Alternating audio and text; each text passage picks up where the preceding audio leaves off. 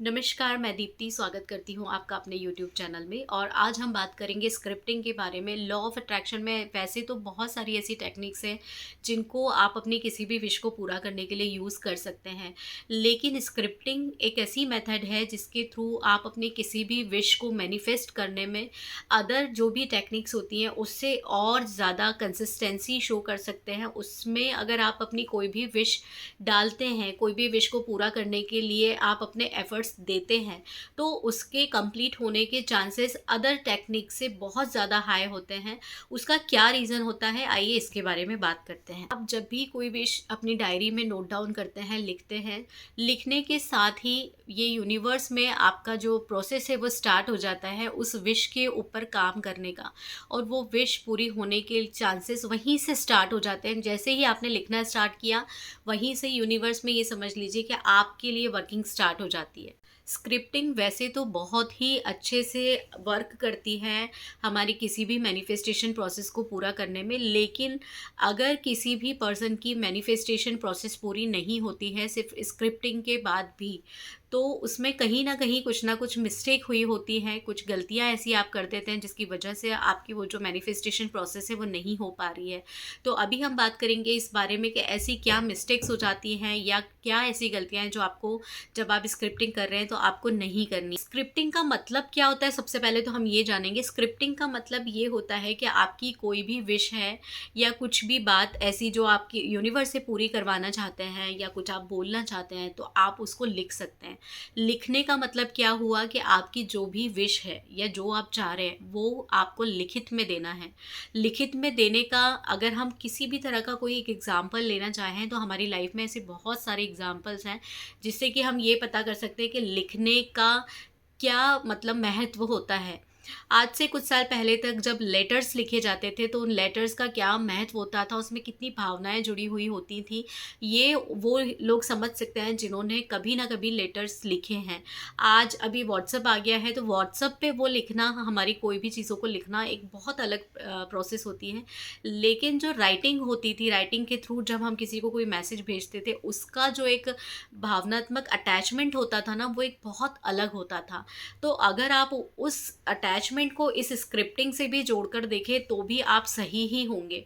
इसके अलावा आपने कई बार देखा होगा, जैसे हम अगर कोई शॉप से कुछ परचेज़ करते हैं तो हमें बिल मिलता है, या फिर अब तो पहले तो लिखित में दिया जाता था, लेकिन अब तो मशीनरी सिस्टम्स हो गए हैं, तो फिर भी लेकिन है तो लिखा हुआ ना, जिसमें आपकी सारी चीज़ें लिखी हैं, आपने क्या आइटम्स लिए हैं, कितने का लिया है, सो एंड सो।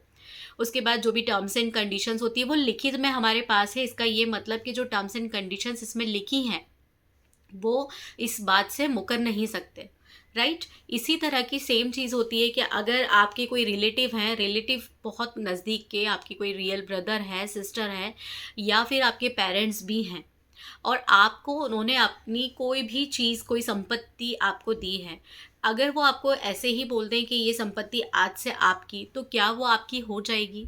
उसके लिए आपको लिखित में बाय स्टाम्प, जो भी एक कोर्ट से जो भी प्रोसेस होती है वो सारी आपको चाहिए होती है ना। जब आपको पूरा सब स्टैम्प पेपर पर सब कुछ लिख कर मिल जाता है, उसके बाद आपका उस पर मालिकाना हक हो जाता है।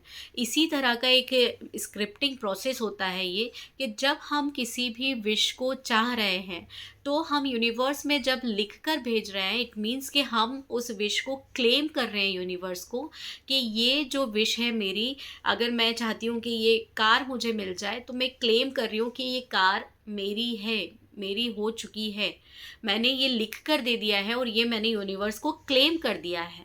तो ये होती है स्क्रिप्टिंग की पावर। ऐसे अगर हम किसी भी विश को पूरा करने के लिए कोई अफर्मेशन लिख रहे हैं, उस अफर्मेशन को हम बोल रहे हैं, क्योंकि अफर्मेशन हमने इतनी शॉर्ट में बनाई है कि हम उसको रिपीट कर सकते हैं, है ना। जब हम बोल रहे हैं तो हमारी वो जो विश है वो यूनिवर्स तक जा रही है, लेकिन उसमें डाउट्स आने के चांसेस बहुत ज़्यादा होते हैं। वो क्यों होते हैं, उसका रीज़न ये है कि जैसे अगर आप कोई स्टूडेंट हैं और आपने पर्टिकुलर कोई कॉलेज चूज़ किया है कि आपको इस कॉलेज में एडमिशन लेना है। अब आपने उस कॉलेज के लिए एडमिशन के लिए आपने एक अफ़र्मेशन बना ली और उसको आप यूनिवर्स तक भेज रहे हैं। उसी बीच में अगर आपको किसी आपके फ्रेंड ने कोई दूसरा कॉलेज सजेस्ट किया है कि यार इस कॉलेज से ज़्यादा बेटर वो कॉलेज है, वहाँ पे फ़ीस भी इतनी कम है, वहाँ पे फैसिलिटीज़ ज़्यादा हैं और अदर बेनिफिट्स भी बहुत ज़्यादा हैं, तो आपका माइंड वहाँ पर थोड़ा-सा स्किप होकर उस दूसरे कॉलेज के लिए सोचने लग जाएगा। अभी यूनिवर्स को क्या किया आपने, कन्फ्यूज़ कर दिया, क्योंकि आपने पहले जो प्रोसेस स्टार्ट की थी वो दूसरे कॉलेज के लिए आप बात कर रहे थे, लेकिन अभी आपका माइंड डाइवर्ट हो गया किसी दूसरे कॉलेज पर। अब आप क्योंकि खुद ही कन्फ्यूज़ हो गए हैं, आपको खुद नहीं पता है कि आप चाहते क्या हैं, आपको ये कॉलेज में जाना है या आपको ये कॉलेज में जाना है। अब जबकि आप खुद ही अपनी विश को लेकर इतना कन्फ्यूज़ हैं, तो फिर आप यूनिवर्स तक भी वही मैसेज भेज रहे हैं। यूनिवर्स भी आपका कन्फ्यूज़ हो चुका है कि आपको चाहिए क्या? आप क्या चाहते हैं? कौन से कॉलेज में आप जाना चाहते हैं? लेकिन जब आप स्क्रिप्टिंग करते हैं, तो स्क्रिप्टिंग में क्योंकि आपने लिख कर दे दिया है और लिख कर देने के बाद में आपकी जो वो प्रोसेस है वो तभी से स्टार्ट हो जाती है जब आपने लिखना स्टार्ट किया है। लेकिन अभी सिर्फ़ लिखने से ही मैटर नहीं करता है, जैसे आपने लिख तो दिया है, पर आपको ये क्लियर होना चाहिए, आपके डाउट्स क्लियर होना चाहिए। जैसा अभी हमने अफ़र्मेशन में एक एग्ज़ाम्पल लिया कि आपको ये क्लियर ही नहीं है आप किस कॉलेज में जाना चाहते हैं। वैसे ही जब आप स्क्रिप्टिंग कर रहे हैं तो आपको ये क्लियर होना चाहिए कि आप इस कॉलेज में क्यों जाना चाहते हैं। अगर आपसे किसी ने क्वेश्चन किया कि आपने ये कॉलेज क्यों चूज़ किया, आपने इस कॉलेज को क्यों नहीं चुना, तो आपके डाउट्स क्लियर होना चाहिए। आपको पता होना चाहिए कि उस कॉलेज में मुझे ये बेनिफिट है, मुझे पास पड़ेगा, ऐसे बहुत सारी चीज़ें जो रीज़न्स आपके रहे हैं वो रीज़न्स आपके क्लियर होने चाहिए। उसके अलावा जैसे मान लीजिए कि स्क्रिप्टिंग में आप अपने लिए कोई लाइफ पार्टनर मैनिफेस्ट कर रहे हैं। अब लाइफ पार्टनर मैनिफेस्ट कर रहे हैं तो आप मैनिफेस्ट कर क्या रहे हैं? आप डायरेक्ट मैरिज मैनिफेस्ट कर रहे हैं या फिर आप कोई रिलेशनशिप मैनिफेस्ट कर रहे हैं? अगर आप किसी रिलेशनशिप में हैं तो ही आप अपनी मैरिज को मैनिफेस्ट करेंगे सबसे पहले, क्योंकि अगर आपकी मैरिज होनी है तो एक रिश्ता पहले आपकी लाइफ में आना चाहिए, तो वो रिश्ता आपका जो होगा पहले आप उसको मैनिफेस्ट करेंगे। तो अगर आप डायरेक्ट जंप करते हैं, अभी आपका कोई रिलेशन ही नहीं है और आप डायरेक्ट मैरिज को मैनिफेस्ट कर रहे हैं, तो वो ना करें, उसको क्लियर करें। आपके डाउट्स क्लियर होना चाहिए कि पहले आप एक बहुत स्वीट रिलेशनशिप को मैनिफेस्ट कर रहे हैं, उसके लिए आप स्क्रिप्टिंग कीजिए। जब आप एक रिलेशन में आते हैं, वो चाहे आपका अरेंज मैरिज का कोई रिलेशनशिप हो या फिर अगर आप किसी को पसंद करते हैं तो वो रिलेशनशिप हो। अभी इसमें आप 2 तरह से स्क्रिप्टिंग कर सकते हैं कि एक जो आपकी फैमिली की तरफ से आपके लिए रिलेशन आया है, उसके थ्रू आपकी जो मैरिज होनी है उसको आप बहुत sweet and short manifestation process में लिख सकते हैं स्क्रिप्टिंग में, जैसा आप चाहते हैं वैसा। और अगर आप किसी रिलेशन में हैं तो उसको आप इस तरह से स्क्रिप्ट कर सकते हैं, आपकी जो मैरिज है वो आपके घर वालों की पसंद से, उनकी रज़ामंदी से बहुत अच्छे से हो जाए। एक और एग्जांपल से अगर हम समझें, जैसे अगर आपने कोई जॉब मैनिफेस्ट की है तो आपके पास अगर ये क्वेश्चन आता है कि आपने जो ये जॉब मैनिफेस्ट की है पर्टिकुलर इस कंपनी के लिए, तो आपने इसी कंपनी को क्यों चुना है, ऐसा क्या रीज़न है, इसमें क्या बेनिफिट्स आपको मिल रहे हैं जो आप इसी कंपनी में जाना चाह रहे हैं। और भी कंपनीज़ हैं इसी तरह सेम, आप यही गाड़ी क्यों लेना चाह रहे हैं या फिर आप इसी सिटी में क्यों शिफ्ट होना चाह रहे हैं। इस तरह की कोई भी जो क्वेश्चन आपके पास आते हैं तो आपके पास उस क्यों का जवाब जो है वो बिल्कुल क्लियर होना चाहिए। आपका जो विज़न है वो आपको क्लियर होना चाहिए कि रीज़न्स क्या हैं। ठीक है, तो आपके पास जब एक कोई सॉलिड रीज़न होगा तभी आप जो स्क्रिप्टिंग है उसको क्लियर कर पाएंगे। क्योंकि अगर आप किसी तरह की दो मानसिकता लेकर चल रहे हैं कि आपने लिखा कुछ है और आप सोच कुछ रहे हैं, आपने लिखा इस कॉलेज में जाने के लिए लेकिन आपके पास इसका दूसरे कॉलेज का कोई ऑप्शन आ गया, तो आपका दिमाग वहाँ भी जा रहा है।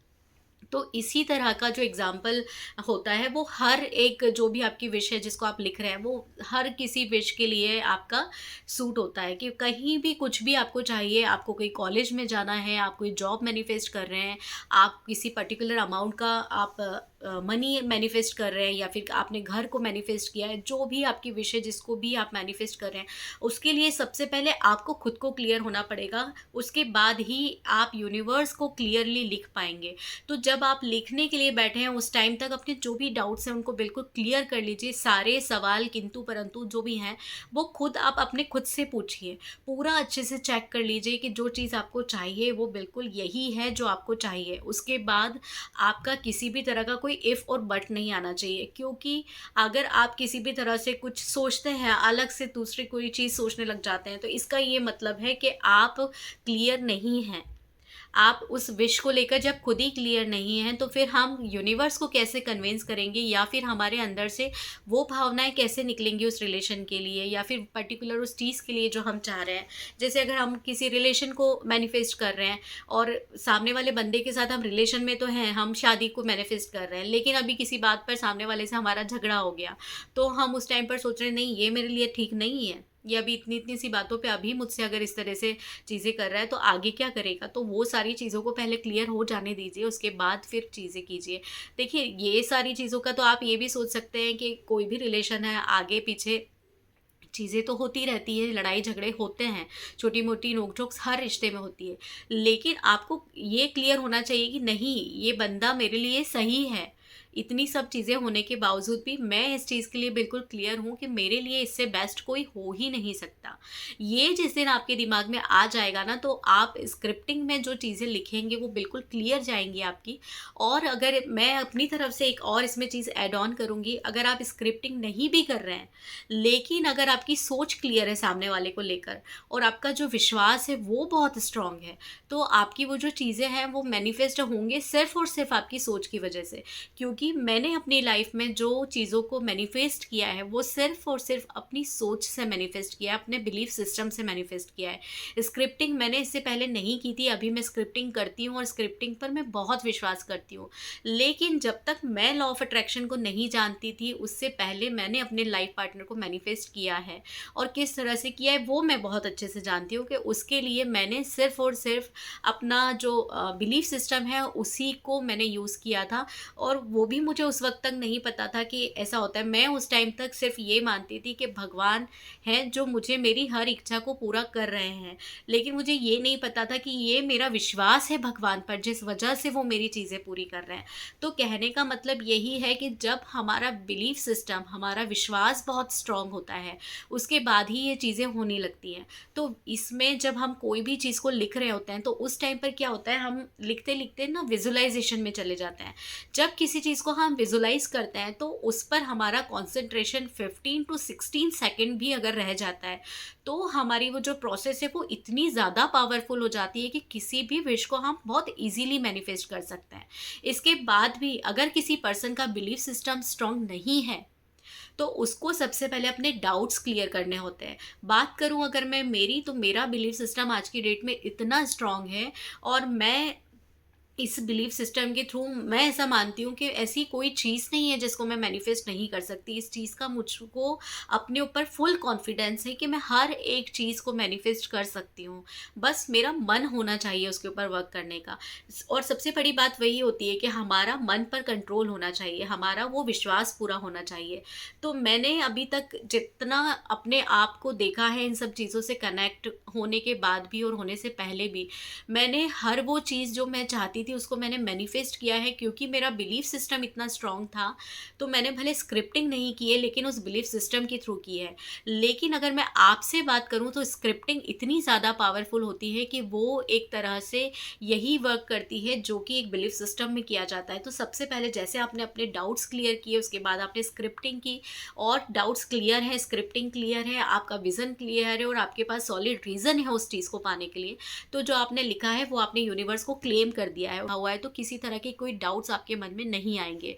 इसके बाद नाइट में आपने जो विजुअलाइजेशन किया है, तो विजुअलाइजेशन का पावर क्या होता है, लॉ ऑफ अट्रैक्शन को जो लोग बहुत अच्छे से जानते हैं वो ये बात जानते हैं कि विजुअलाइज जब हम किसी चीज़ को कर रहे हैं, तो हम अपने सबकॉन्शियस माइंड को वो मैसेज दे रहे हैं, वो इमेज हमने क्रिएट कर दी है। तो अब हम जो भी प्रोसेस है वो सबकॉन्शियस माइंड हमारा पूरी नाइट कर रहा है, और किसी भी तरह का कोई डाउट नहीं आ रहा है, क्योंकि अभी हम नींद में जा चुके हैं।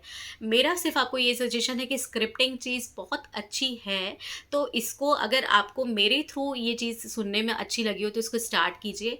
अदरवाइज़ सर्च कीजिए स्क्रिप्टिंग क्या होती है, और इसकी सक्सेस स्टोरीज़ को देखिए। आप इतनी सक्सेस स्टोरीज सुनेंगे, स्क्रिप्टिंग में इतनी पावर होती है, लॉ ऑफ अट्रैक्शन इतना पावरफुल होता है कि इतनी सारी स्टोरी आपको देखने को मिलेंगी, सुनने को मिलेंगी, कि आप इस पर इतना स्ट्रॉन्ग बिलीव करने लगेंगे कि आपका कब आपका वाइब्रेशन इतना स्ट्रांग हो जाएगा और इतना पॉजिटिव आप हो जाएँगे, आपको पता ही नहीं चलेगा ये सब चीज़ें हो कैसे गई हैं। तो आप एक बार इसको बहुत मतलब छोटी-सी चीज़ को मैनिफेस्ट करके देखिए और इसको स्टार्ट कीजिए। आपको बहुत अच्छा लगेगा, बहुत चेंजेस आ जाएँगे लाइफ़ में। और आपको मेरी ये सलाह पसंद आई हो तो प्लीज़ इस वीडियो को लाइक कीजिएगा, चैनल को सब्सक्राइब कीजिएगा। Thank you so much.